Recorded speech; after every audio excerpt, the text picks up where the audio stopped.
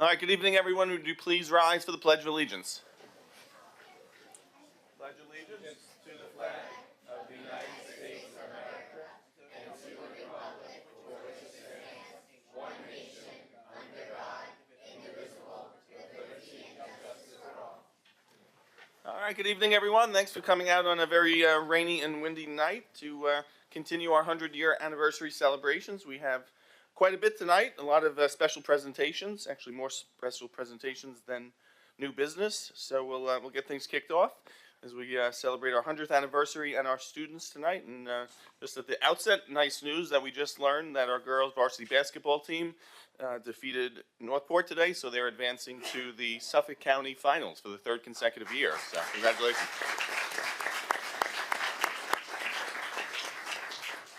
So on Sunday at 4 o'clock, if you have time, come join us at Farmingdale State College as the girls will try to get their back-to-back Suffolk County championships. Repeat. All right, so we'll start off with a very special presentation by Birchwood Intermediate School. And to kick us off, please welcome Principal Dimitri Bernadelle.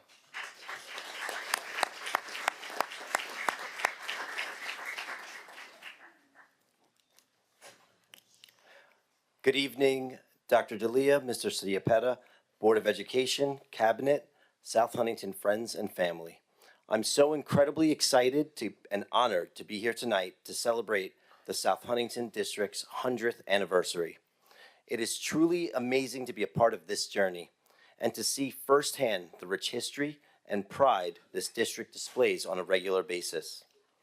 Being a Wildcat means so much to so many. Tonight, we honor the educators, students, and community members who have shaped our district's legacy over the past century. We recognize the traditions and values that have been passed down, creating a foundation for future success. As we look forward, let us embrace the opportunities that lie ahead, continuing to build upon our strong foundation and inspire generations to come. We are here to celebrate our shared history, our present achievements, and our bright future.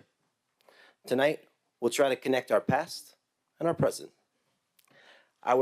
We are thrilled to start our presentation with a musical journey of the history of Birchwood. A small representation of some of our talented chorus members, led by Dr. Paul Kosak, will share two songs. One will be a preview of our spring concert, and the other would be a piece of our school's rich history through song, beginning with a very special moment. Tonight, we are re-unveiling our school alma mater, a cherished melody written over 4 decades ago. The song is called the Birchwood Song. We might change that, but I like it. But I'd like to bring up our chorus and Dr. Kosak. Yep. You might know this one. Should I make a guest appearance? No, listen. Be careful. We have to speak. There's a lot of issues. Good seeing you. Riley, you gotta go.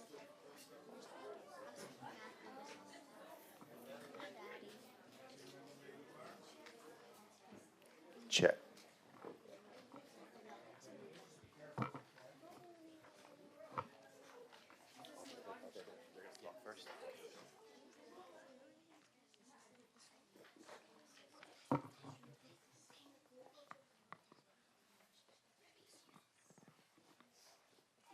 We wanted to celebrate the South Huntington District's 100-year anniversary in a special way.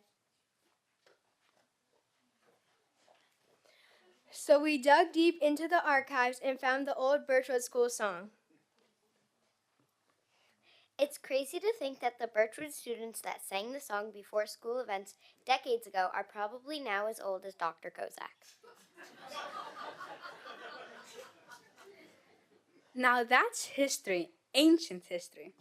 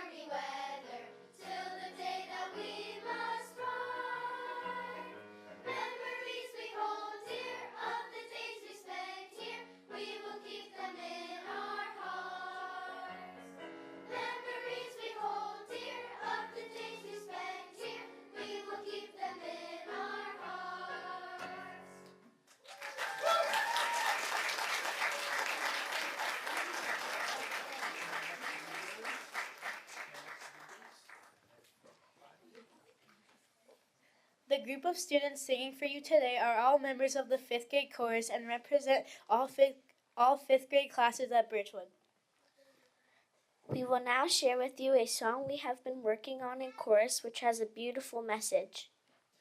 The song A Rushing Wind is a piece of hope and excitement that celebrates the adventures that await us in life. The lyrics also remind us of the comfort we find when we come home from life's many journeys. We think of Birchwood as a home and will always find comfort in the memories we hold dear of the days we spend here.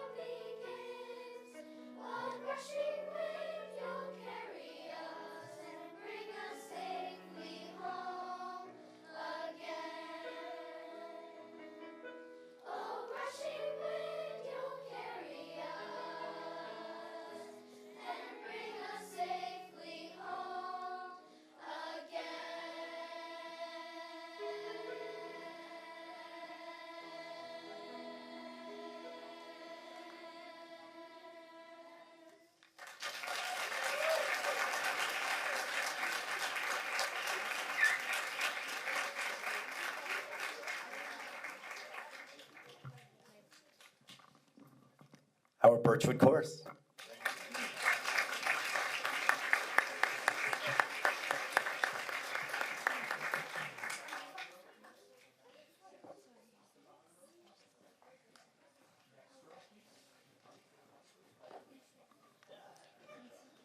So this just represents a small group of our chorus. Our chorus is over 60 students this year. So we are really excited, and our music program is fantastic, and it's just another part of what the amazing things that are happening in our district. Next, we want to invite you to embark on a nostalgic journey created by our building's technology ambassadors and our advisor, Ms. Megan Kaminsky, also a Birchwood and Whitman alumni. This presentation captures our shared Wildcat experiences and cherished memories from current students, proud Birchwood alumni, and graduates of Walt Whitman High School. Before we begin the video, I would like to invite 3 current Birchwood students, Skylar Sherman, Gabriella Ben Baruch, and Jacob Alfaro, to share their Birchwood and South Huntington memories and what it means to them. Come on up.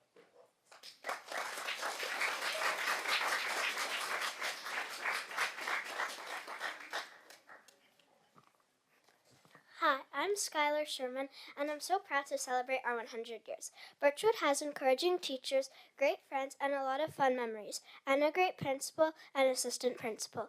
It's been an amazing place for so many kids, and I'm lucky to be part of it.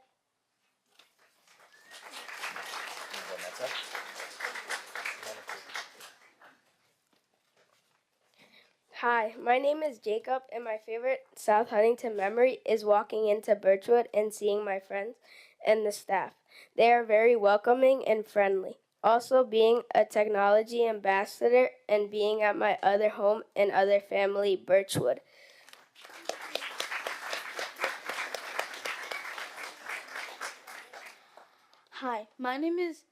Hi, good evening, everyone. My name is Gabriella Ben-Baruch, and I'm a 5th grade tech ambassador at Birchwood. I want to wish a happy birthday of 100 years to South Huntington School District. One of my favorite memories at Birchwood is playing lacrosse for Shylock's and being a tech ambassador at Birchwood, and all of the staff members and teachers working at Birchwood. And I'm very lucky to be a student at Birchwood, even when I get homework. Thank you for your time and have a great rest of your day. Happy 100th birthday to South Huntington, and please enjoy our presentation.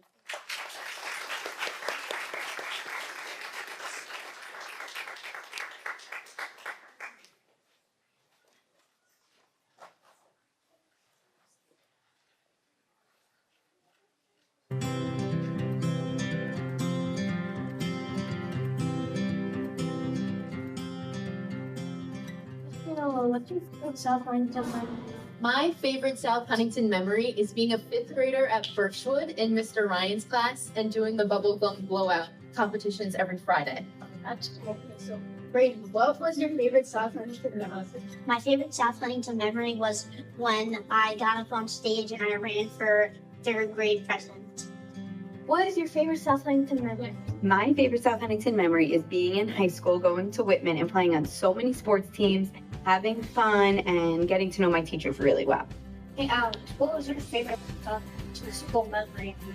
My favorite South Huntington school memory was most likely the 4th grade Birchwood picnic, mainly because I really liked hanging out with my friends, playing soccer with them, and just in general having a good time. That's a tough one. I would say probably doing video yearbook in high school. I spent a lot of time editing and filming, and it was just working with Mr. Paquette was a highlight. So, Mr. Williams, what's your favorite South Huntington memory? My favorite South Huntington memory was playing baseball with all my friends growing up and having a good time with them. What's your favorite South Huntington memory? My favorite South Huntington memory was when I played ornaments and they were sent to Washington D.C. to put up to the Christmas tree. So, Miss Clark, what is your favorite South Huntington memory? So my favorite South Huntington memory was my senior year of high school at Walt Whitman. I was the captain of white team cheer for girls sports night, and we won both cheers and we came in first place. Juliet, what is your favorite South Huntington memory? Walking into parks every day. Miss Boda, what's your favorite South Huntington memory? So my favorite South Huntington memory was being the first team to ever make it to high school cheerleading nationals in Orlando, Florida. I mean, my favorite South Huntington school memory was probably the picnic because I liked having fun with my friends and just having a whole day to myself and free time to relax and enjoy one of the last days of school. My favorite South Huntington memory has got to be in my 4th grade class.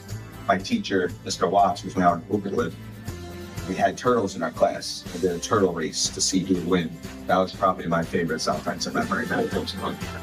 So my favorite South Huntington memory is like when I walk into Birchwood every day and see all my teachers and see all my friends. And also my favorite memory was when I went on stage and I got elected for 4th grade.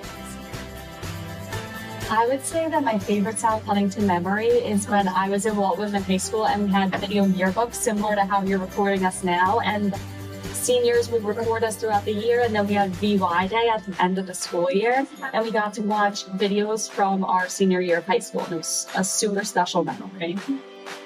Favorite South Huntington memory was getting to participate in the certificate. My favorite South Huntington memory is being hired at Birchwood because I went here as a student and it's my favorite place to be. My favorite South Huntington memory has to be all the fun events like Powder Puff that there are for seniors to be a part of.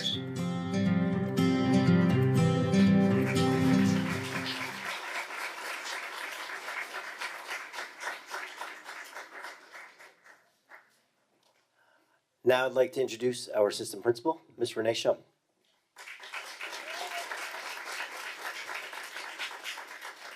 Thank you. So no celebration of our wonderful school district or Birchwood would be complete without us sharing and continuing a very cherished Birchwood tradition. Each month at Birchwood, we honor those students who embody the true spirit of our school, the Birchwood Boosters. These individuals display hard work and dedication academically and exemplify the social values that define our Birchwood community. Tonight, we extend this honor to a group of individuals who have consistently championed our students and upheld the highest ideals of our district, our esteemed Board of Education and Cabinet members. To express our gratitude and congratulations, our staff has prepared a special tribute as a heartfelt celebration of your dedication and commitment. Please join us in watching a short video presentation of our staff singing the Birchwood Booster song, which is traditionally performed at our monthly Birchwood Booster Breakfast. And now, our video.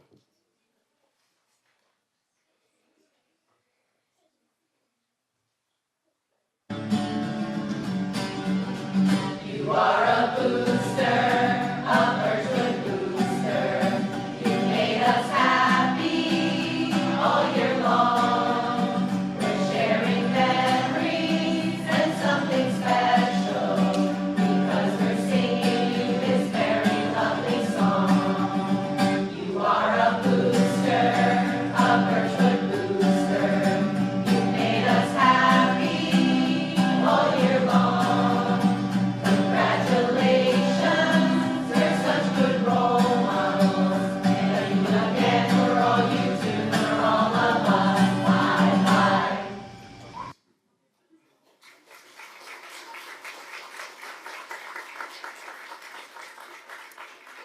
And now we would like to present each board member and cabinet member with their very own honorary Birchwood Booster certificate. So thank you for all that you do for us.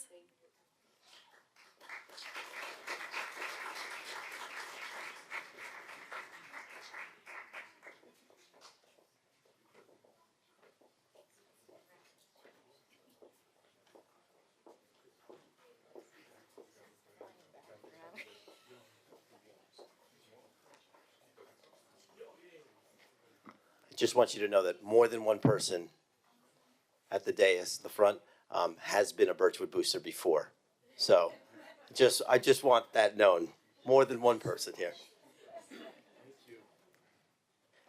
So Thank you so much. Thank you. can we give a round of applause for our Birchwood Boosters?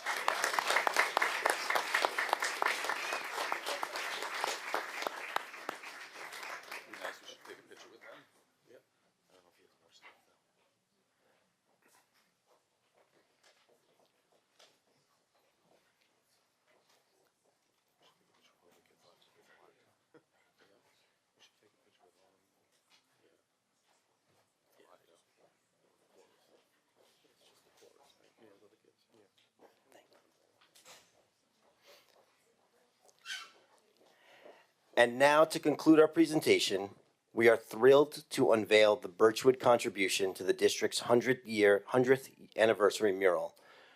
We would like to thank Ms. Michelle Lapinto, our art teacher, for all her hard work in creating this and designing it. As you can see, our puzzle piece features an array of hot air balloons gracefully ascending into the sky.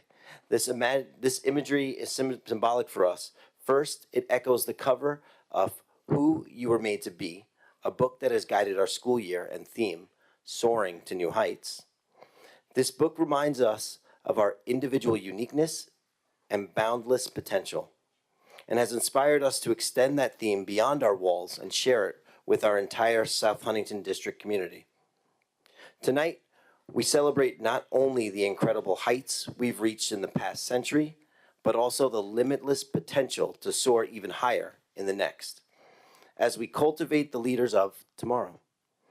At the heart of our mural piece is the Birchwood family, and each balloon bears a wildcat paw print inscribed with the years of our district's the years our district was established and the 100th year celebration, and two core values that drive our district and school: being kind and performing as a team.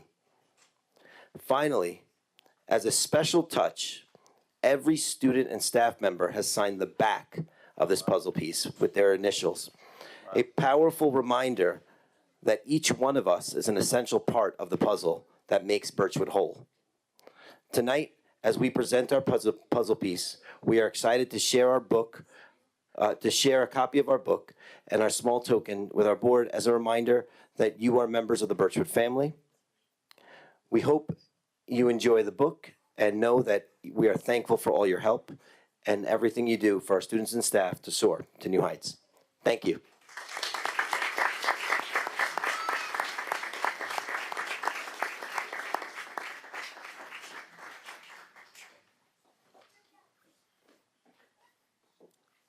I also really wanted to make sure I say thank you to the families for everything you do as well on your end, because again, it's our community together. And when we say Birchwood family, we mean every single person that's a part of that school and has been a part of that school. And the families, the students, the staff, the Birchwood community, the South Huntington community, we really genuinely can't say, we can't do it without you, and we genuinely appreciate you. So thank you very much.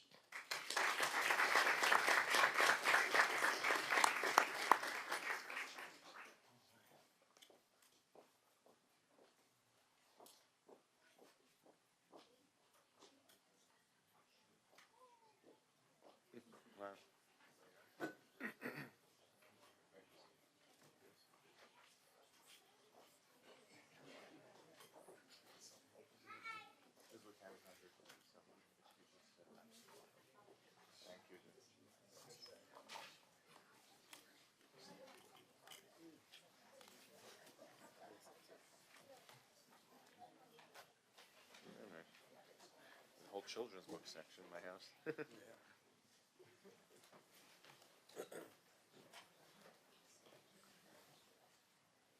should take a picture with the puzzle. Thank you, Mr. Bernadelle and Ms. Shum. Terrific job. Do you have anything else? Or? Okay. So no, it was great. No, I just before the kids leave, if we can take a picture with our Birchwood students and our beautiful puzzle piece. And our principal and assistant principal. So if you could come on up for a picture. Oh,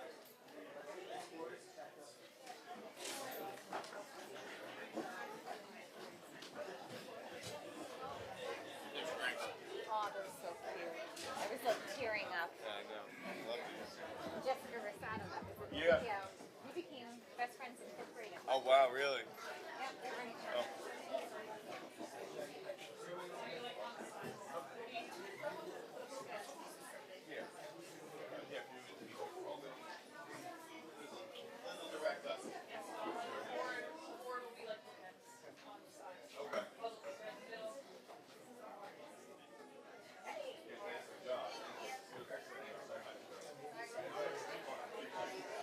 No, we're done. Yeah, it's very easy to move.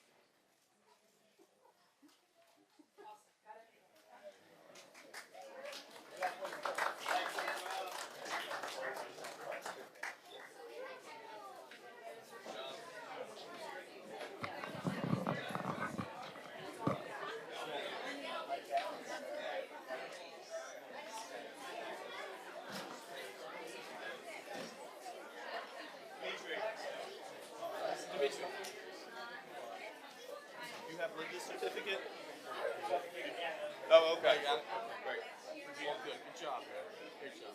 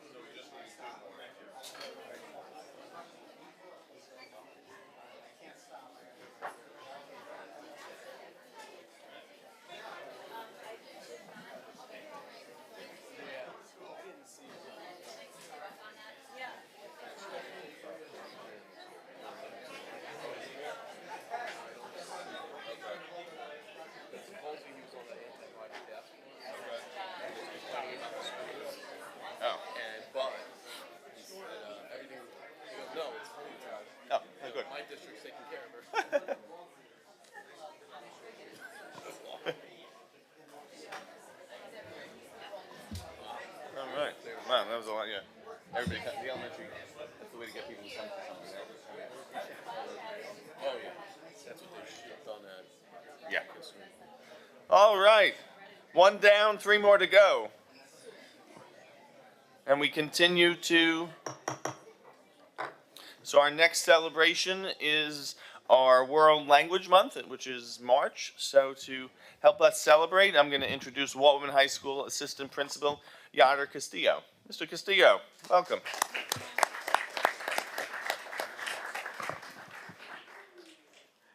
Good evening, everyone. Mr. Ciapetta, Dr. D'Elia, members of the board and cabinet. I want to thank you for allowing us some time tonight to highlight our World Language Department and to highlight 3 of our talented World Language students. This month is World Language Month, and next week, the Walt Whitman High School World Language Department will celebrate World Language Week. World Language Week is a celebration that promotes the awareness and appreciation of languages worldwide. During the next week, the World Language Department is going to participate in various activities and events to highlight the importance of language learning. These events will culminate in International Night at Walt Whitman High School on Thursday, March 13th at 7 p.m. in the PAC, and I would like to invite everyone here to please come down and enjoy as more and more of our students highlight their talents. It's every day spending time in the hallways with the students. It's just amazing to see how talented they are. This year, the theme is Language Takes You Places, which suggests that learning different languages allows us to explore and connect all the various cultures, broaden our perspectives, and open doors to global opportunities. I want to take the time right now to introduce 3 students who will share a sampling of the beauty that languages offers tonight for us. First, we have Eva Tulipano, a senior at Walt Whitman High School, a student in Miss Stefanelli's Italian 4 class, who will read a poem titled Carnevale by Carlo Goldani. Eva?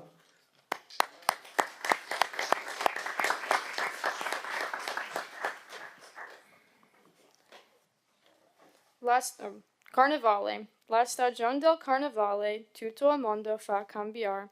Chi sta bene e chi sta male, carnevale fa rallegrar. Chi ha denari se li spende, chi non ne ha ne vuol trovar, e si impegna e poi si vende per andarsi a solazzar. Qua la moglie e il marito, ognuno va dove gli par, ognuno corre a qualche invito, chi a giocare e chi a ballar.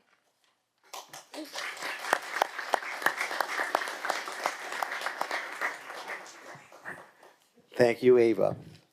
Now comes the part that I was a little bit nervous about because I think Dr. Eichenar is here. Next, we have Emily Butterfield and Ed Charles, who are 2 talented sophomores in Dr. Eichenar's Accelerated French 3 course. And they are going to sing a song for us by the French artist Dajou. The name of the song is Tu ou rayon de tu. And that's what I was stressing out about. I was practicing that with Dr. Eichenar all day, and I hope I got it right. So ladies and gentlemen, please welcome Emily Butterfield and Ed Charles.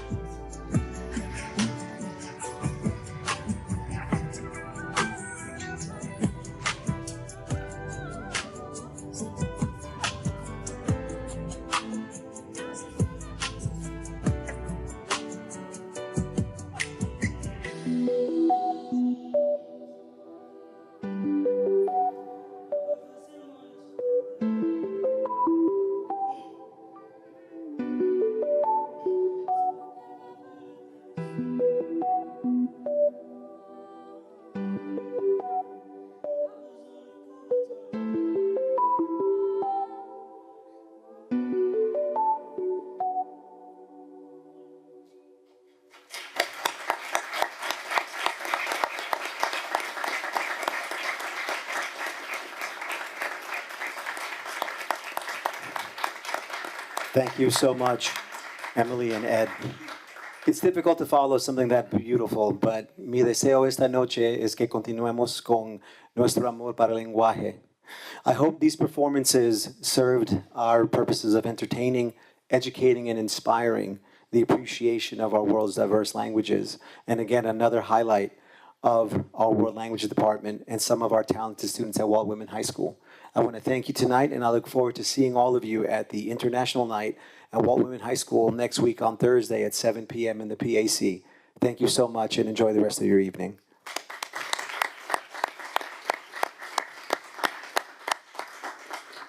Thank you, Mr. Castillo, and thank you to our talented students who helped kick off World Language Month. All right, we've got yet another presentation, and this one is from our marching band, who recently went to Walt Disney World, and they had a very, very rare opportunity to march in the Walt Disney World parade. And to tell us more about it, I'll turn it over to Marching Band Director, Mr. Greg Modeleski. Welcome.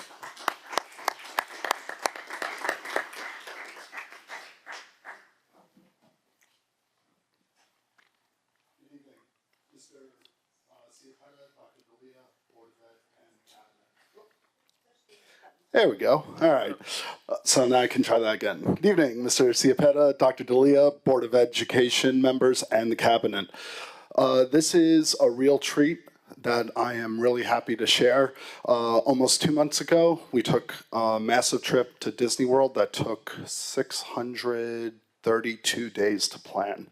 And yeah, so it's one of those trips that I didn't think we'd be able to pull it off with all the logistics and everything that has needed to get done in order to make this trip really one of the most unique experiences of my career and what I hope for a lifetime for these students.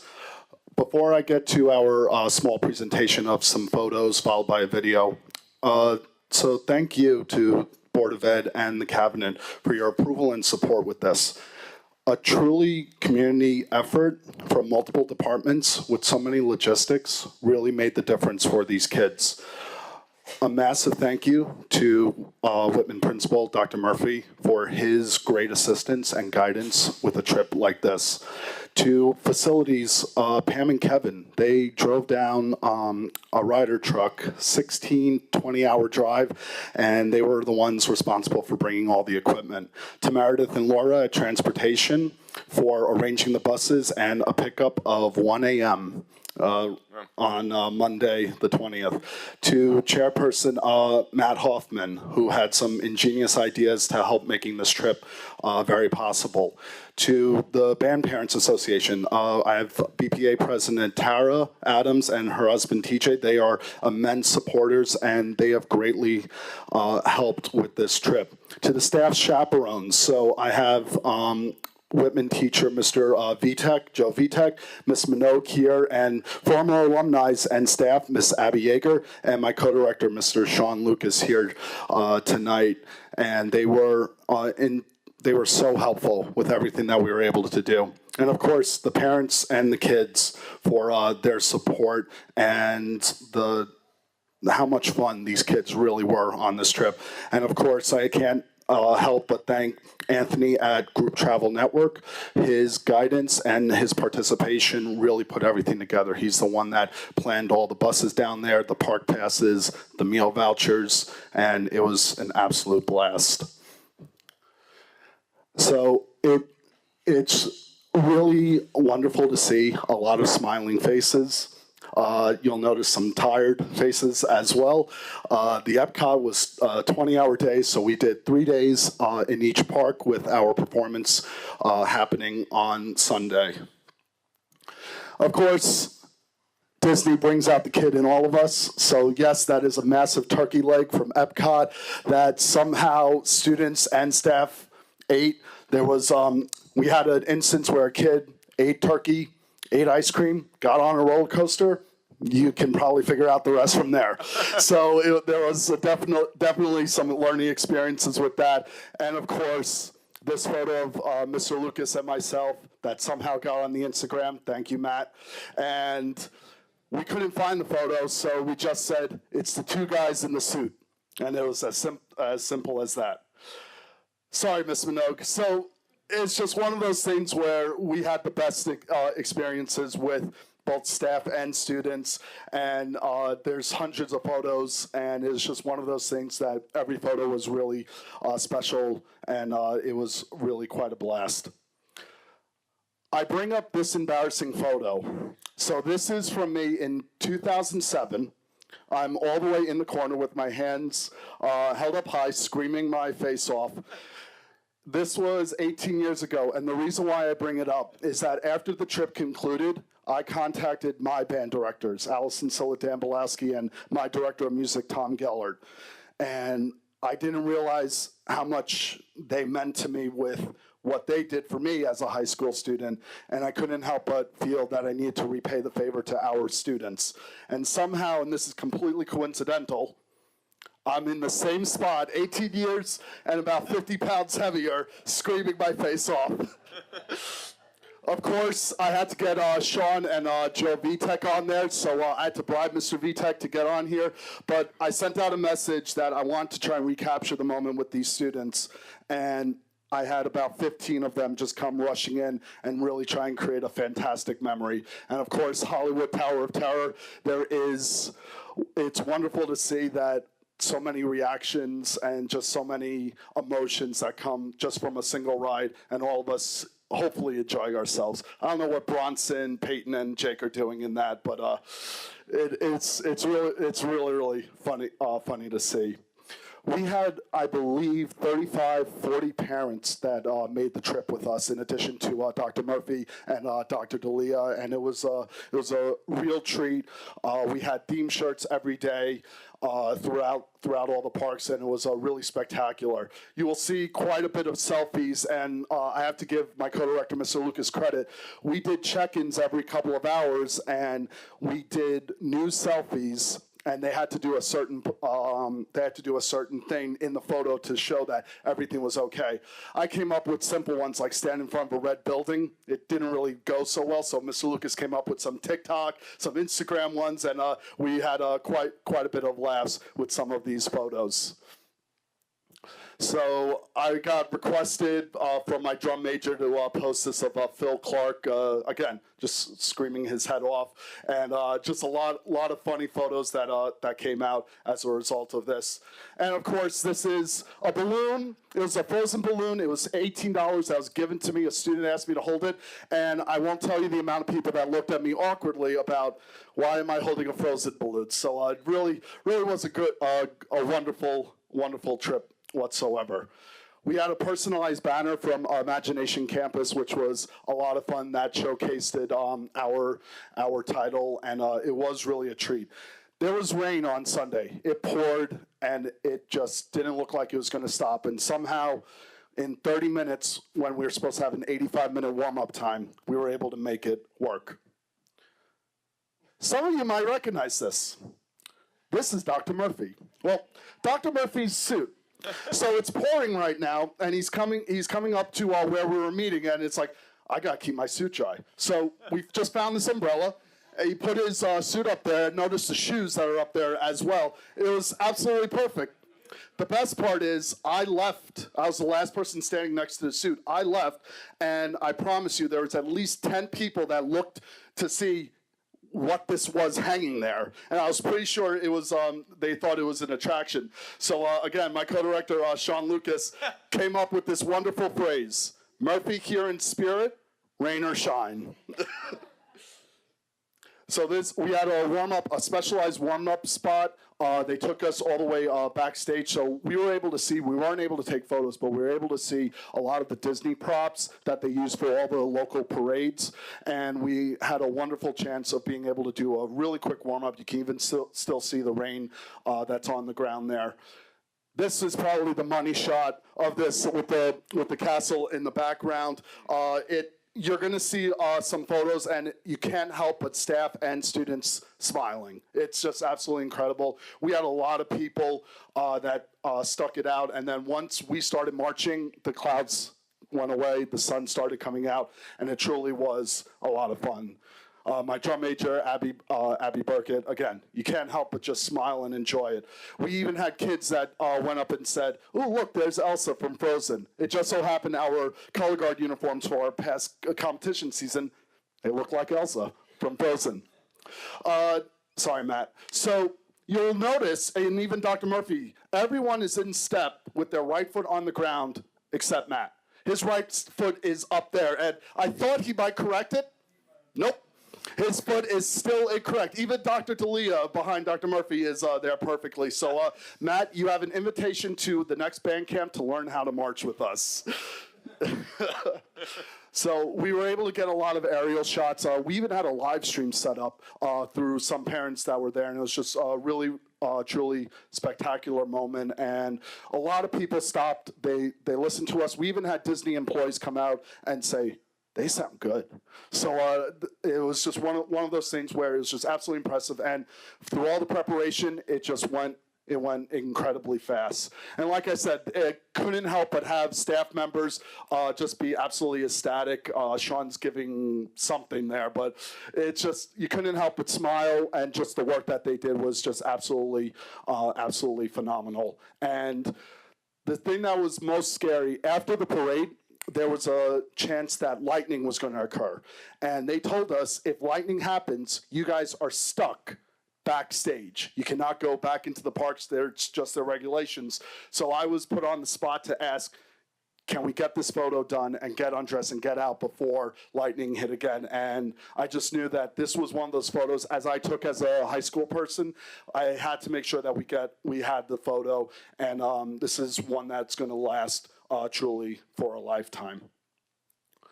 The next day, on Monday, before we departed, we were brought in to a specialized studio that we had to play. We played music for a Disney musician and composer. He's a well-known artist in Disney, and for 2 hours, we had a rehearsal. And I have a last 3-minute clip. What you're gonna hear and see is a Disney animation, so it's from The Lion King. We provide the soundtrack for this entire animation. Now, it's not the Hans Zimmer true animation, but from what we were told, it was the hardest composition that they had for the band. And it's one of those things that was absolutely remarkable, and it's something that is going to last for a lifetime.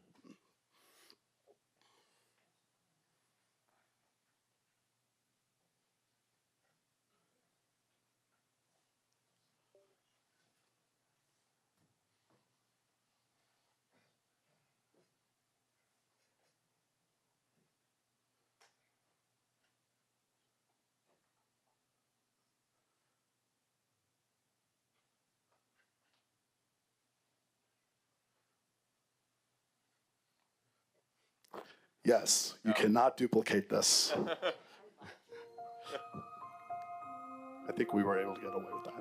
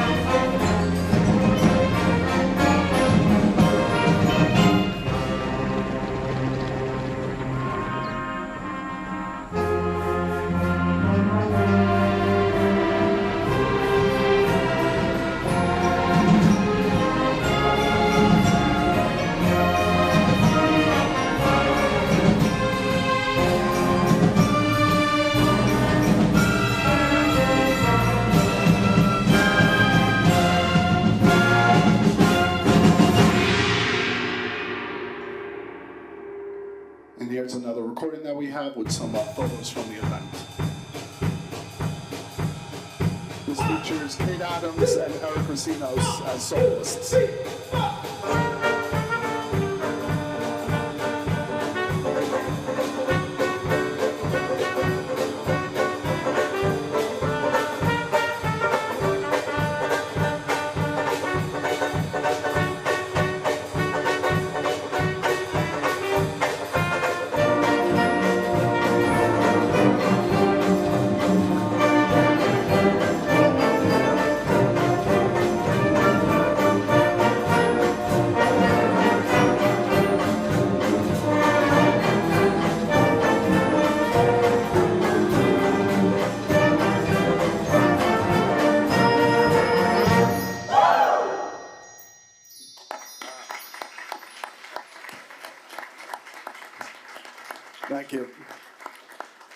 So just, again, just to put in perspective, so even though that was a 2-hour rehearsal, that piece of music was done in about 50 minutes or so.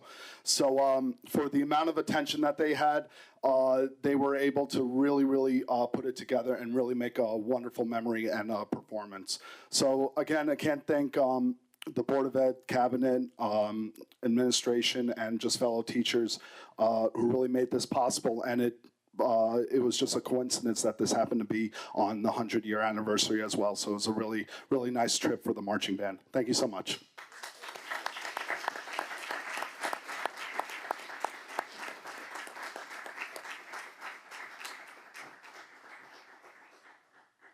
Thank you, Mr. Mileski. Great job, and obviously that's a once-in-a-lifetime trip. So that was amazing, and the video was unbelievable. What do you even put into words? It's so special.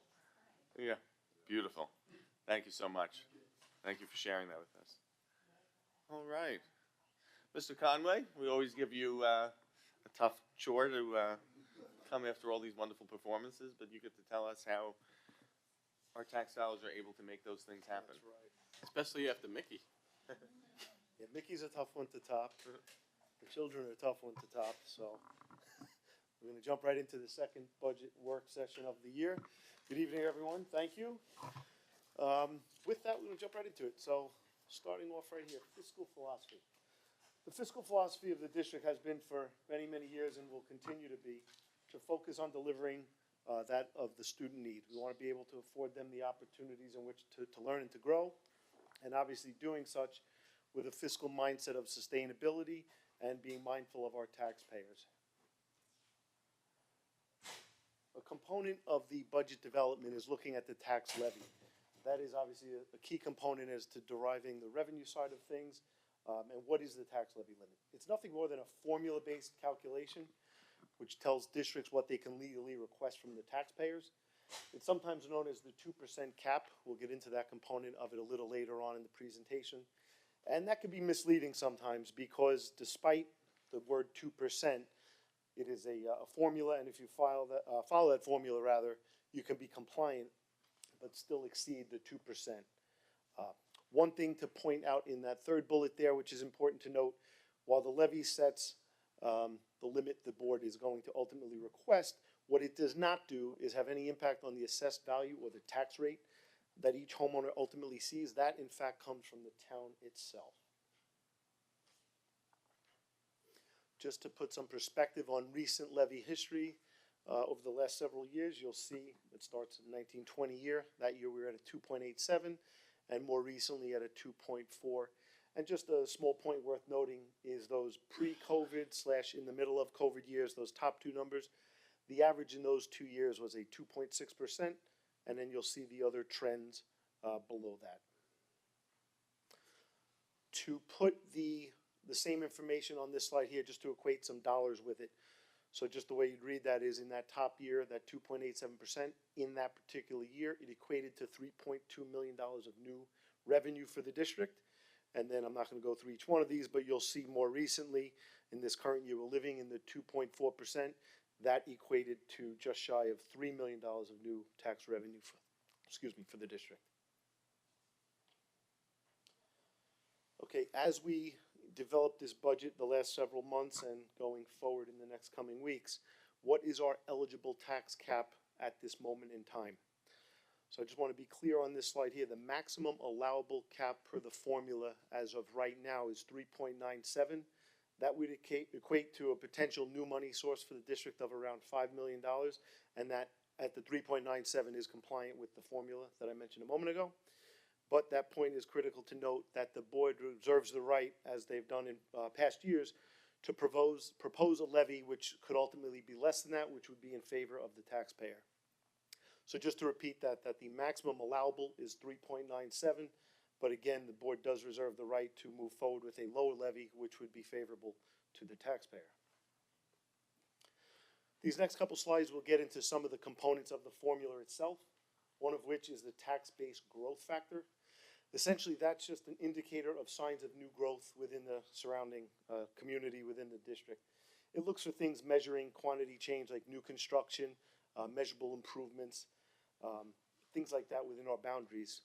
Obviously, if you look at those figures on the left for 6 or 7 years that are shown there, it's barely just over 1.0. So that means nothing more than the fact it's a well developed area. We don't see all sorts of major construction going on. So that's why that component of the formula is pretty stable. The next component is the inflation factor. This is where the term the 2% comes from. And what this component of the formula allows for is the maximum allowable increase is either the lesser of 2% or CPI inflation. So if you look at the figures and some historical information on the right there, you'll see any of the years where it is a 2% number. That means inflation for those years that we had to use in the formula is either 2% or greater. And in the 21-22 year, again, we were living with the COVID pandemic. Inflation was low, so in those particular years, we were using a figure which was less than 2.0. Another key component of the formula is some of the exclusions which it allows for. These are oftentimes the components which would allow it to go above the typical 2%. A couple of the exclusions we'll run through briefly are pension increases greater than 2%. What that means, if the employee retirement system or teacher's retirement system, the percentage increase for each of those would individually increase over 2%, that could be a component which would be an exclusion. That is not the case for 25-26. The next bullet listed there is capital expenditures. So that looks at things as potential transfer to capital, any future building aid that may come in. Then we go on to debt service, which is past year's principal and interest payment, bus purchases, which we'll get into in a moment. And overall, you'll see there just a list of all exclusions, again, all formula-based. The next couple slides, we're going to get into some information on fund balance and reserves. Essentially, you ask yourself, what is fund balance? You could look at it as a savings account on a personal level, a rainy day fund. It's basically built up from unspent funds in past years, and it can be used to apply towards a future budget year as well to help out taxpayers when developing the budget. For the current year we're living in, for 24-25, we've allocated $2.79 million of fund balance, and the standard is to have 4% no more in that category. And we're happy to report that as of June 24 this past year, with our closing of the books, we are at the 4% limit, which is a good sign for our auditors and anyone else looking at the financial statements, a good sign of financial health. If we move on to reserves, similar in concept, but a little more drilled down, if you will. It's also a form of savings account, but rather than just be a bucket or a rainy day fund, these types of savings accounts are earmarked for a particular purpose. You could indicate it at home, you're saving for whether it's a new car or TV, you're putting aside money for that purpose. It can be used also in budgeting to apply towards those future year's expenses. And funds could be added to these reserves depending on how each particular year closes out. If you have either a surplus of revenue, maybe revenue comes in a little higher than anticipated versus a particular budget code, or on the expense side, if you underspend some of the prior budgeted expenses, either of those scenarios could lead to a situation where you're in a fortunate enough position to possibly put some money back into these reserves or savings accounts. That second bullet just addresses some of the balances we have to look at, being mindful of. The state comptroller, in theory, always wants districts to budget precisely. Obviously, they want you to avoid excessive surplus funds, but at the same breath, our auditors and various credit rating agencies, they look at reserves and fund balance as a good sign of fiscal management and overall financial strength. What we're attempting to show on this slide here, I hope it's okay to see. You'll see on the left side of the column about 6 or 7 reserve categories. They're employee retirement system, teachers assignment system, workers' comp. Those are our different reserve or different savings accounts where those funds are earmarked for those intended purposes. And then from left to right, you'll see the different years over the 5-year trend. I'll come back to that top section in a second. If we jump down to the bottom of the screen, those lower 3 lines, you'll see the categories assigned appropriated, which is carryover encumbrances. That's nothing more than an accounting thing where at the end of the year, if a particular purchase order is still open, that rolls forward into the following year so you can close out that purchase order. So that's all that number is an accounting concept. The second one there, the assigned appropriated fund balance, if you look all the way to the right, you'll see that $2.79 million I mentioned a couple slides back. That is the percentage of, not percentage, excuse me, the dollar amount of fund balance which we've earmarked towards future budgets. And that last one, the unassigned fund balance, that is that 4%, which I also mentioned a moment ago. So taking your eyes back up to the top part of the screen there, if we can just go to the far two columns, the year 22-23 versus 23-24, you'll see we were fortunate enough to put approximately $6.6 or $6.7 million into the reserves. And as we spoke a moment ago, as far as how does that happen, last year we caught a few lucky breaks, and on the expense side we were able to have a couple categories which fortunately came in under budget, and on the revenue side we did as well. So things that drove that on the expense side, we had some slight savings on health insurance, contract transportation, some overall benefit codes, salary codes, as well as a multitude of other codes that drove those savings. On the revenue side, we did have three real components that drove that. We had state aid, which turned out to be roughly $1 million higher than was budgeted 2 years ago when that was set up. Interest income was a component. We had about $1.5 million last year. Above and beyond, we saw the, obviously interest rates were high last year, so on the interest side of it, we benefited from receiving a little more. And last but not least, on the revenue side, last fiscal year was, we had income from FEMA, the federal government, with roughly $850,000 to $900,000. And what that was us working closely with FEMA to recoup roughly $850,000 to $900,000 of previously spent taxpayer money during the COVID pandemic. All the PPE that was purchased, things like that, we worked with FEMA to recoup a nice chunk of that funding. So all of those components on the revenue and expense side put us in the position last year to put some money back into these reserves, which helps our financial stability. This slide here, just meant to give a visual representation of the top part of that slide, the reserves. The darker color there is the reserve number, and the lighter shading is the fund balance picture. And this next slide is regarding a capital reserve. I'm going to pass this off to Dr. D'Elia for a moment. Yes, back in October, when we were having our meetings regarding reconfiguration, and at that time the board pushed away reconfiguration. That's not on the table anymore, but we still have the issue of old portables. And we were tasked with, myself and the cabinet, with finding creative ways that would have as minimal implication on the taxpayer as possible as far as funding for these potential new permanent structures. And, you know, obviously we're following student enrollment very closely. We know at Countrywood and Maplewood, the numbers of students there are a little bit lower, but Oakwood and Birchwood, the numbers seem to be a little higher. So in the future, which could be next year, could be years down the road, we have to be ready in order to put a permanent structure. And I know Mr. Conway will get into the granular, I'm sorry.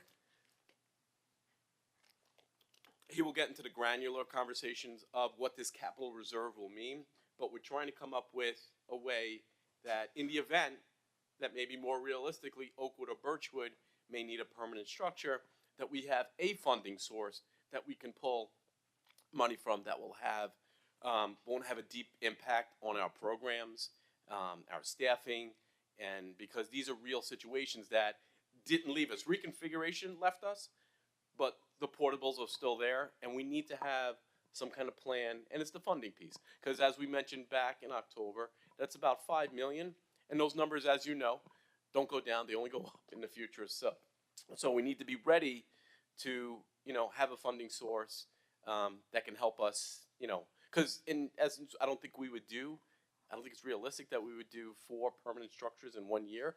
It's realistic potentially that we could do one year and one potentially the following year, or maybe 2 years down the road. But this is a way, if the board, that we're recommending to the board, that this is one reserve that we could put together. And also, in the event, if we don't need any permanent structures, we do have the capability of utilizing the funding within this reserve for a zillion other things that we could do within the district as far as construction goes and renovations and additions and safety and security that we could utilize this money for, which I think is very, very important because the enrollment trends are going to tell the story as we move forward when it comes to permanent structures. So But I'll let you dive into this a little further, but I just wanted to put it out there as far as what our creative way that we're recommending to the board moving forward. Okay, thank you. So, speaking with the idea of a capital reserve, you ask yourself, what is it? It's essentially similar to the other reserves in the sense of a savings account. In this case, it would be earmarked for various capital projects like Dr. D'Elia just mentioned. And that's really the purpose of any capital reserve, is to set aside funds to be used by the district for later time for various capital projects. Having a reserve in this regard would be nice in the sense of you'd reduce the future need for borrowing costs and related interest at whatever point in the future. It could be next year, it could be many years out, it could be over a period of years. One of the things that is different with a capital reserve versus the other ones is the process to establish it. If the board were to consider moving forward and looking to establish a capital reserve, that does require voter authorization and is required to be on the ballot as a separate standalone proposition. So now moving past the intent and how we would establish it, the process of funding, what would that look like? Similar to, I just went through what we saw this past year in terms of having some expenditures come short or some revenue come over.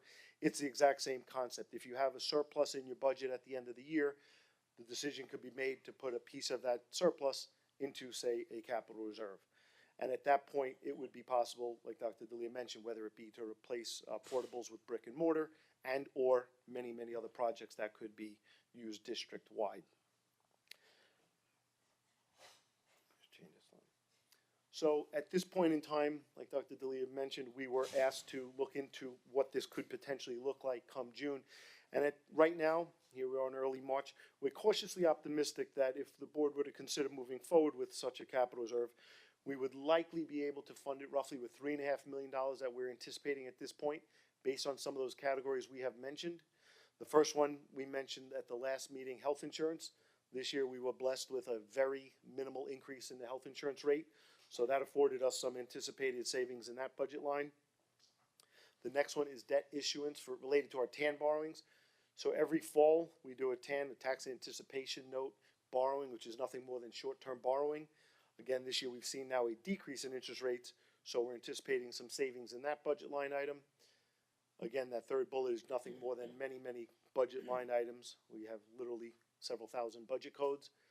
And then that fourth line speaks to transportation. That was a big conversation back in the fall. We also have established a transportation committee to pursue this a little further. But those bottom three bullets, those square bullets, are really taken directly from the presentation that went out to the community in the fall, which Dr. D'Elia at that time went through in great detail, where it was just looking at concepts where an approximate cost for a large bus is roughly $125,000. We're doing it in-house with our drivers for approximately $55,000, and therefore a rough savings of $70,000. Well, this year we've been looking, of course, at routes, what we can do ourselves with our current equipment, our staffing, and we've been able to take back roughly 4 to 4.5 routes right now, the half meaning either an AM or a PM piece. So that's generating in rough numbers roughly $280,000 to $300,000. So combining these items, as well as we continue to move throughout the year and look for potential savings, again, like I mentioned earlier, we are cautiously optimistic we would be able to put some funding right into that reserve if it were to be established. Mr. Conway, just one second. With the transportation piece, that the committee is currently going on. I know we're waiting for the traffic study, but what we're looking at with transportation, if there is some kind of formula that we end up getting as far as savings go, that can also be another revenue stream into this potential capital reserve. So that's a big piece to see, where that ends up going as far as when, the recommendations will be coming from the Transportation Committee. Thank you. Yes, we had, I'll get to that in the closing remarks later on with the Transportation Committee update, but since you mentioned it, there is a traffic study being taken underway right now. There were some weather delays with the snow. They messed up some of their reading counts, but we anticipate having the first part of that report early next week. So once we see what that looks like, we'll share it with the Transportation Committee. In our next meeting, I don't know off the hand, I think it might be the 13th coming up. And that's exactly what we're looking to do, is find out how we can continue to do the good stuff we're doing with transportation and generate future savings. So now that we've moved past the idea of what is the reserve, how do you establish it, how do we possibly fund it, the next step would be how do we use it. So that would have to be down the road, and similar to the initiation of the reserve, to use a capital reserve, it does require voter authorization at a future point in time. It would not be today. One thing to note is this reserve cannot be funded and then spent in the same fiscal year. And the last point is really good to note is that by using a capital reserve, a lot of the benefit is you're using funds that we've already have our hands on, so there's no future impact to the taxpayer whatsoever by then drawing down on that reserve in a future year. This information, I should also point out, the health insurance, the TANs, that was information that really just became known to us probably in the last 4 to 6 weeks. We had not known that back at the time of those fall presentations. State aid proposal. This is the exact slide from last month's meeting, but I'll run through it briefly again. These are the governor's proposed numbers back from January or so. We're waiting in the coming weeks to see what the legislative budget looks like. Of course, we've seen years here in South Huntington, and any district for that matter, where the difference between the governor's proposal and legislative, some years there's been slight increases, some slight decreases. So we're keeping our ears to the ground to see which way that looks like it may trend. But to briefly recap that, at this point in time, the foundation aid she's proposing is $57.9 million, an approximate increase of around $1.7 million, just over 3%. The expense-based aids would be $20.6 million. That's a rough increase of $1 million or 5%. Those are those categories we spoke to last month where you have to spend money in one year to recoup a percentage of it in the following year, things like transportation, BOCES, and whatnot. So those top two components combined, the foundation and expense-based, is just shy of 2.8 million, roughly 3.5%. And then to close it out, we have UPK aid. Now, it is often misleading the way the state aid runs come out where it says 80.3 million, but that UPK aid of around $1.8 million is really nothing more than a grant. It's accounted for in a separate fund. It really doesn't have anything to do with the day-to-day operations of the district. It has nothing to do with the budget the voters will look at that time. It is just a grant that is accounted for in a separate federal fund. Another component of budget development, and also one of the exclusions I mentioned a moment ago with transportation planning. As of right now in our development, we're looking for the 25-26 year to earmark around $1.5 million for the purchase of new buses. We're thinking right now the best use of that would be 6 large 66-passenger buses and 6 29-passenger vans. Again, the intent, as we've said for a while now, the intent is to keep the fleet current and to be able to continue to draw back routes from our vendor, to do it ourselves, and to generate some savings. Changing hats for a second, we slightly change over to facilities, and we'll address just a couple points here on our energy performance contract. To those that may remember, we closed on this back in May of 23, and the intent at that time was to address much needed repairs district-wide throughout our facilities for boilers, HVAC, water heaters, solar panels, energy savings. We're happy to report that Dennis Martin, our facilities director, is working with Johnson Controls, who's the vendor, to really just tie up the final stages of this project. We're really in the home stretch. Projects that have been addressed and are nearing completion are the various weatherization, insulation projects, boiler efficiency, building managements, of course the solar arrays you've seen at some of our buildings. And the good news is we've already had these solar panels tied into the grid, if you will, and we've begun to see some savings already generated from that. Figured we'd throw in a few pictures of some of these projects. On the far left is the boilers in the south end of the high school with insulated pipes. The center one is the Stimson solar arrays. Obviously the top side of that is what collects and retrieves the power, and then it also generates some light for evening time for safety measures. And on the far right, that just happens to be a picture of Countrywood. You'll see the crisp, the new LED lighting, which is brighter, nicer, and obviously more energy efficient. The district goals, this I mentioned last time will be in all the presentations because it's important to drive home.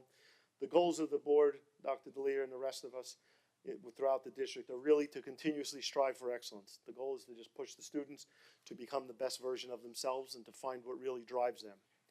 We, of course, want to provide them with the opportunities to meet not only the academic, but also the social and emotional needs of each one of them. To identify and close achievement gaps, if and where that does apply. To review and enhance academic programs. They're constantly looking at curriculum, whether we have the right the right programs out there? Do they deserve a tweak? Do they get changed? That's constantly being looked at to offer the best for the students. The next one there is obviously a theme we've spoken to a little bit tonight: fiscal sustainability, consideration and mindfulness of our taxpayers. The next one there is district-wide safety. Mr. Smith went through at the last presentation a lot of the implementations that have gone on the last year and some of the things he's looking forward to on the security end of things. And last but not least, just always an eye on our facilities, our grounds, the overall campus, to create the environment that our staff want to come to work in and that the students want to come and really to grow and to learn. I'll leave the board with this last slide. This is the upcoming budget work session dates and so on. All of that obviously ends on May 20th with the budget referendum vote and Board of Education election.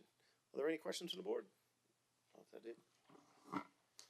Thank you, Mr. Conway. Wonderful job. Thank you. And we'll continue to fill in numbers on our budget going forward. Particularly next meeting, the board will really focus on the tax levy, and we'll have a discussion as to what that should be for next year. But we are looking to be in decent shape, and we're hoping even maybe we'll get a little bit more money when the actual budget passes. That's been practice over the last few years. The executive budget proposal is low, and the state legislature adds a little money. It probably will happen again this year, but I don't think it's going to be any dramatically so. It's pretty quiet in Albany this year. Last year, with the cuts to foundation aid, there was a lot more momentum and a lot more energy behind legislative action and lobbying. It's a little more quiet this year. So, all right. Any questions from the board? Thank you, Mr. Conway. All right, we will go into our business agenda, which, as I said, is fairly short for us. We only have 4 items, so take a motion to adopt the agenda. Mr. Bingasso, seconded by Mr. Scragg. Any questions on the agenda? All in favor? Any opposed? All right. Moving on through items E through H. They require 1 resolution for adoption.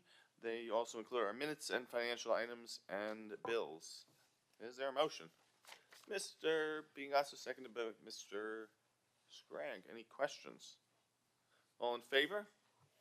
Any opposed? All right. Moving on to communications. We received a few communications. We received a letter from Reverend Daniel Rivera of the Huntington Assembly of God, just speaking about ensuring that schools pay attention and respect the Dignity for All Students Act, and just to make sure that students are treating each other well and that there's no harassment or bullying or taunting going on, as emotions are heightened lately, with a lot of political discussion and whatnot. Is Mr. Rivera here? Reverend? Okay. I know, Dr. Leo, you've been in discussions with him. And, I think our district is doing very well, and, we don't tolerate bullying here at all, and we stamped that out pretty quickly, and I think his letter was directed to all local school districts, but I think in particular he was very happy with everything that we're doing. Yes, I had the opportunity to speak with Pastor Dan numerous times. Anytime I have to speak, I guess my voice finds on final day. Yeah, we had great conversations, and he knows that we have a very proactive. I'm sorry. Go ahead. He knows we have a very proactive staff here in administration, great teachers, and we're not going to tolerate, any student feeling uncomfortable in any way, shape, or form. And our conversations were excellent, and we will continue as we always do. And yes, we know the political temperature is up a little bit, and it's been like that, for a while. But we're going to make sure that students come to school feeling safe. I reassured him, and I also made it very clear to him, anything he's hearing, we need to know right away, and we will act on it and get on it immediately. And that's how we kind of left off. Great, thank you. And then we have 3 letters of communications from Brian Sales, Peter Wunsch, and Irene Hertz. They're announcing their candidacy for the Western Suffolk BOCES Board of Education, and those elections will be held on April 22nd. And they usually ask us to nominate the candidates, so I believe we'll have a resolution at the next meeting to do so. All right, moving on to new business. As I said, it's scant. We have an approval of a health services agreement between the South Huntington School District and the Huntington School District. Motion. Ms. Meyer, seconded by Mr. Joyner. Where is he? Mr. Conway. Thank you, Mr. Iapetta. Tonight, before the board for approval is a contract between South Huntington and Huntington School District for health services they are providing to 87 South Huntington students who attend St. Patrick's School, but reside in our district. Okay, thank you, Mr. Conway. Any questions? All in favor? Any opposed? All right, moving on to new business. Item 2, approval of confidentiality and data security and privacy agreements with Avant Assessments. Motion. Mr. Scraggs, seconded by Mr. Bronson. Dr. Hender. Thank you, Mr. Ciapetta. Tonight for the board's approval is a confidentiality and data security and privacy agreement with Avant Assessments.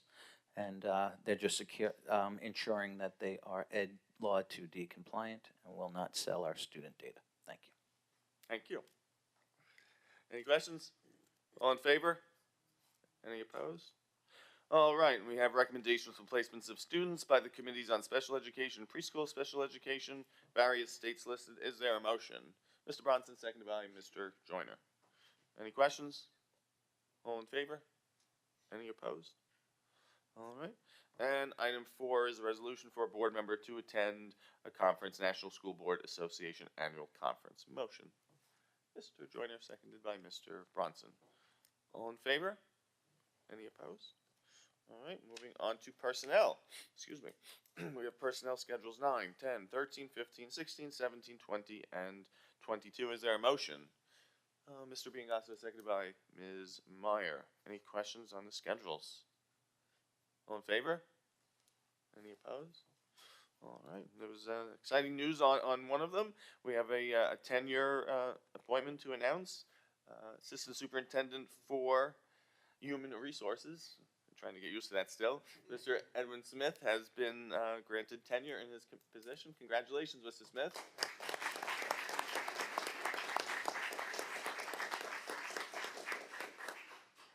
And you've done an excellent job in this role with a lot of challenges.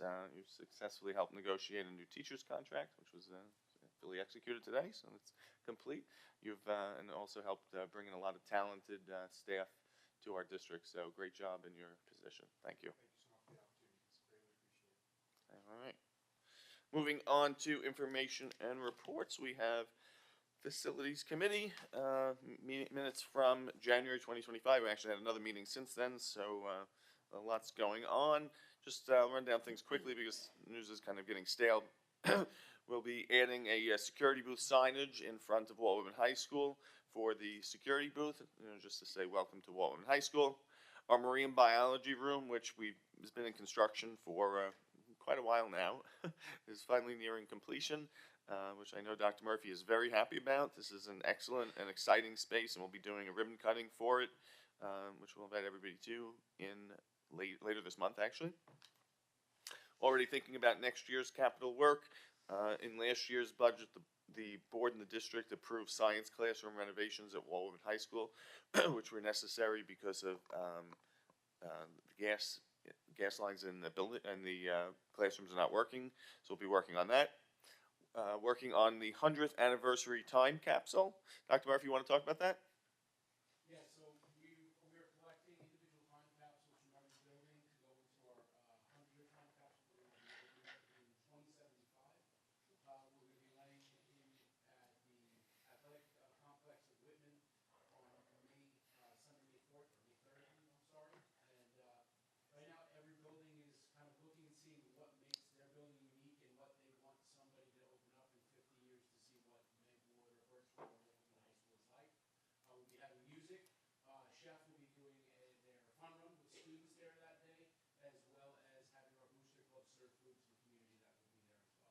Thank you, Dr. Murphy. Yeah, it's an exciting day. We're also looking at a little breakfast brunch before that with some honorees. I know the excuse me, the 100th anniversary committee is working on that.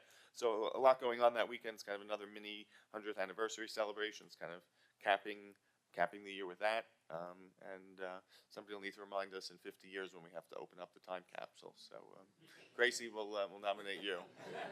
I'm not sure how many of us will be left, but God willing, you'll be there. So what else? And we're discussing actually an EPC 3 with the committee. So with our facilities committee, it looks like we'll be putting out an RFP on that pretty soon to see if there's some more energy performance work that we can do, because obviously you got a lot of bang for your buck, and it's a way of paying for some needed projects without going out to bid. All right, our diversity, equity, inclusivity committee. Oh, Ms. Kavanaugh. So we met on December 12th, and this committee includes members of our Board of Education. It includes members of central administration, building administration, teachers. We're really looking to have a wide selection of people from throughout the district to be a part of this work.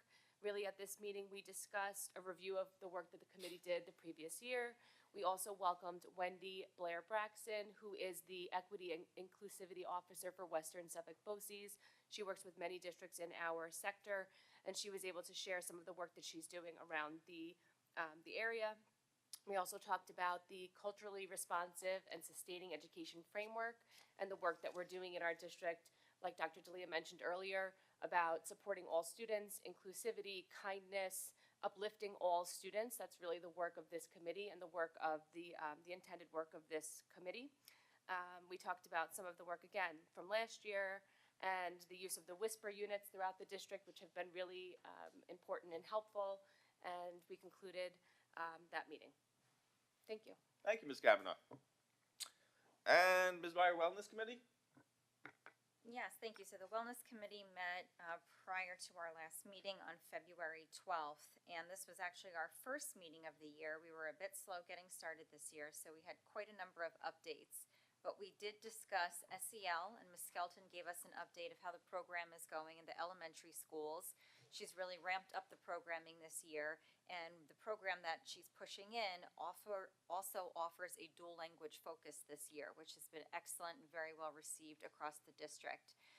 We also discussed mental health and the partnership that we currently have ongoing with Northwell Health, which, according to reports across the district from all buildings, has been extremely helpful in terms of having a referral source where we can refer students and families to receive top quality mental health care. They also provide bilingual health care and work with all insurances and even families that don't have insurance. So that's an excellent resource that we have as a district and is only available to a handful of districts, so we're very grateful for that.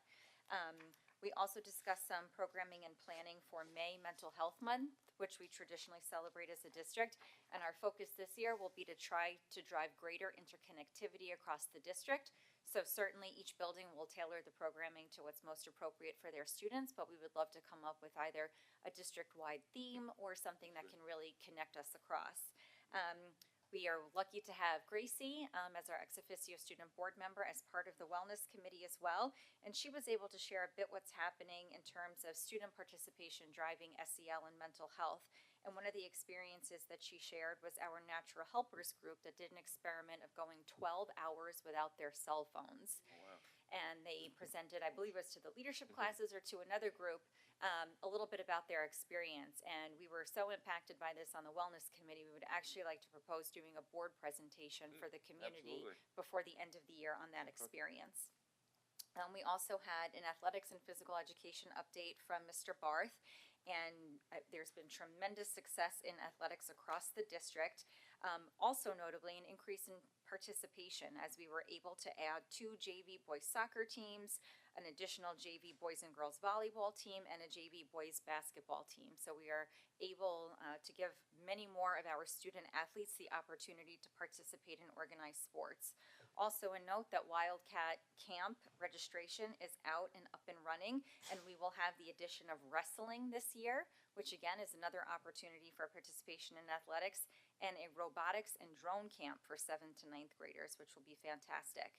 Mr. Barth also mentioned the potential for a cardiac and heart screenings to come to the district later on in this year, which will be really critical and open to the entire community. Lastly, we talked a bit about Morgan's message, which Ms. Skelton, our district-wide social worker, has been able to push in, and Mr. Trebor was able to give a testimony as to how amazing this program has been in the reflection of the attitudes of his student athletes. And our girls basketball athletes tend to be very high performers, and we talked a little bit about the mental health and SEL connection to athletics. So it was a very successful meeting. We look forward to meeting again later this month and really kicking off our programming for Mental Health Awareness Month. Thank you. Thank you. Excellent report. All right, moving over to Transportation Savings Committee update. Mr. Conway. Thank you, Mr. Ciapetta. As I mentioned just a few moments ago, February, we did have to postpone our meetings due to the inclement weather in February. Caused interruptions with the data collection process. The counter strips were damaged by plows, and St. Anthony's was closed. So it really wouldn't have just, we wanted to wait till the meeting had some more information. We are anticipating a part of the report to come later this week or early next week, which we'll pass out to the committee. Our next meeting is on March 13th, right here in this room at 4 p.m. Excellent. Thank you. Thank you. And Universal Pre-K, Dr. Hender. Yes, thank you, Mr. Ciapetta. We met most recently last Wednesday, February 27th, and we were able to now tour Memorial, which provided great insight for us into choosing which location we think would be best for the UPK. It'll be announced at a later date, but I may have mentioned it in previous meetings. So, it also, our next meeting is scheduled for this upcoming Monday, and then that's where we will start to discuss some of the other issues, such as before and after care and different options along that way. Excellent. Thank you, Dr. Hender, for your stewardship of that committee, and thank you also, Mr. Conway. Future meetings are listed. Our next meeting will be our March 19th meeting, which is another budget work session, and then on April 9th, we will adopt the budget to go to the voters. Comments by board members? Ms. Meyer. Thank you, Mr. Ciapetta, and I may be stealing a little bit of Dr. D'Elia's thunder and Mr. Scragg, but as you know, we have lip sync coming up in the district. And I have to say, there may or may not have been a board and cabinet rehearsal prior to the meeting today, and it's going to be our best performance ever. So make sure you come out and vote. Thank you, Ms. Meyer. Other comments by board members? Other comments? I have one announcement, very exciting. So if you see, look in the back, we have a couple banners hanging there. We have two Champions of Change banners. One from, I can't see them from here, but I think it's 2021 and 2023. And we were just notified that we're getting a third Champions of Change banner. So it seems we get one every other year. And this is actually an amazing thing. I don't think a lot of districts even have one, but for us to get 3 in 5 years is really incredible. And so we were notified by Robert Schneider, Executive Director for the New York State School Boards Association, and they will be coming to present us very soon with that third banner. And this is in recognition of our district initiative, Day of Unity. So we'll be getting a banner for that. And I know it means a lot to a lot of people, the Day of Unity. Dr. Murphy, you want to just talk about that? Because I know it's coming up again. So they started 3 years ago with our Muslim Student Association. It was a combined effort between our Jewish Association and our Muslim Student Association. Started with just our district. It grew to 6 districts last year, and about 100 students this year. It has 14 districts, 300 students across Long Island, and the New York State Department of Education will actually be there to visit us because they've seen the work that our students have done in making sure that that we exemplify the qualities that we wish everybody in our society would exemplify, showing tolerance, patience, and the ability to learn about other religions and other cultures in a positive setting. Thank you, Dr. Murphy. Important stuff. I think Ms. Callahan, they're coming the 22nd. Is that the date of April? April 9th they'll be coming. So we'll have to find room for that third banner, but we'll figure it out. All right. Dr. D'Elia.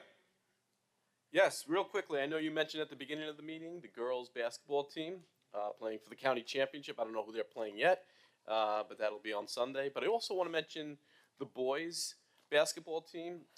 They, a few years ago, I'm not sure if they even won a game, but 2 years later, They had a home playoff game, and they made the playoffs, obviously, and they were able to beat Northport here at over at Walt Whitman High School. So I was very proud to see how the program has really grown over the last few years, and I want to give them a lot of credit as well, because they came from a pretty bleak place to to being a playoff winning team, and that was great.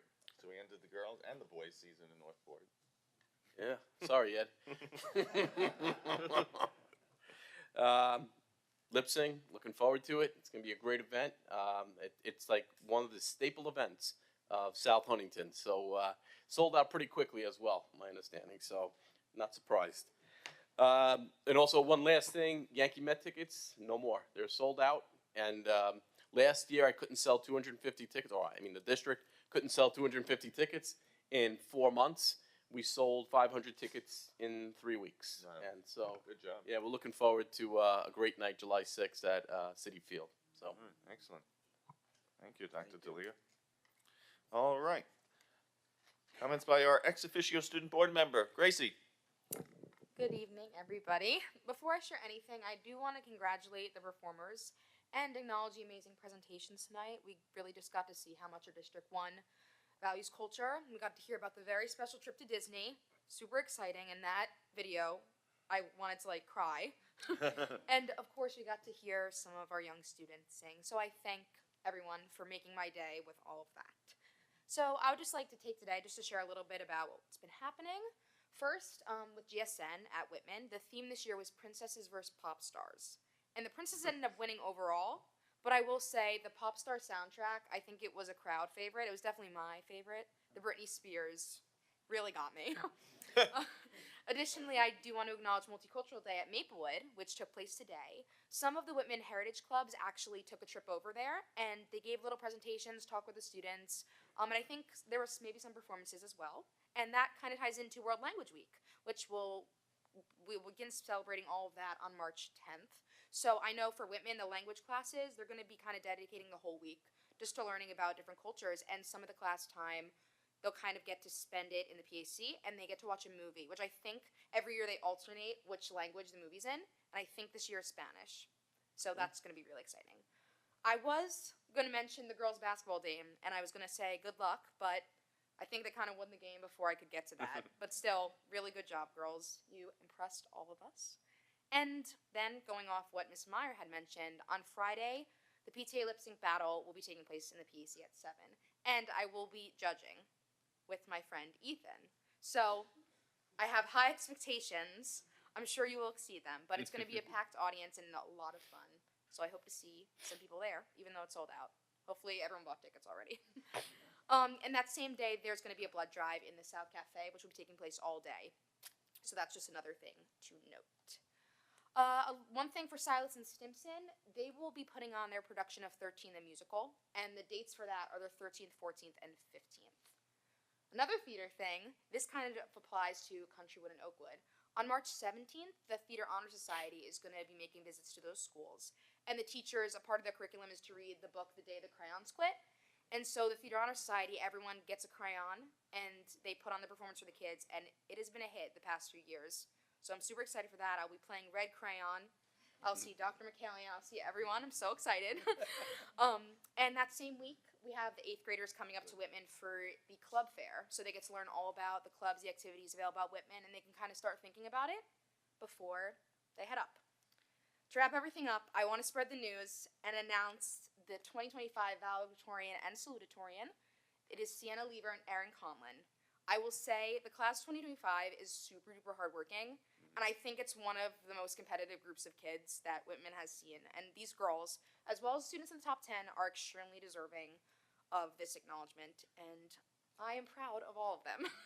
So that is all I have for tonight. So thank you. Thank you, Gracie. Great job. And Mr. Scragg. Mr. Scragg appreciated that update. He's a huge fan of Britney Spears, so I don't know if you knew that, but very big. All right, voice of the resident. All right, and that's it. We'll take a motion to adjourn. Motion. Mr. Biancosta, seconded by Mr. Scragg and Mr. Bronson. All in favor? Any opposed? All right, be well, everyone. Be safe out there.